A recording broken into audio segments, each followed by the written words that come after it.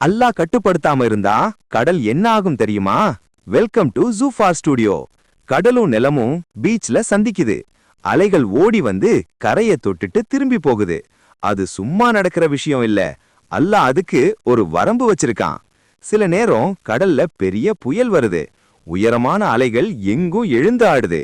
படகுகளும் கப்பல்களும் ஆடி போற மாதிரி இருக்கும். ஆனா அல்லாஹ் பாத்துக்கிட்டு பாதுகாக்கிறான். அவை சேஃபா கரைக்கு வந்து சேருது. பகல்ல வானம் நீளமா மாறி இருக்கும். சூரியன் ஒளி கொடுத்து உலகத்தை வெப்பமா ஆக்குது. இரவில் வானம் கருப்பா மாறிடுது. நிலா மெதுவா ஒளி வீசிக்கிட்டு இருக்கும். நட்சத்திரங்கள் மின்னிக்கிட்டு அழகா தெரியும். காற்று மேகங்களை கூட்டிக்கிட்டு வருது. மேகங்கள் சூரியனை மறைச்சிட்டு நிற்குது. அதுக்கப்புறம் மழை பெய்ய ஆரம்பிக்குது. மழை எல்லாத்தையும் கழுவி சுத்தமா ஆக்குது. இந்த உலகம் முழிக்க அல்லாஹ் நமக்காக படைச்சு வச்சிருக்கான். நாம் இங்க வாழறோம், விளையாடுறோம், கத்துக்கிறோம்.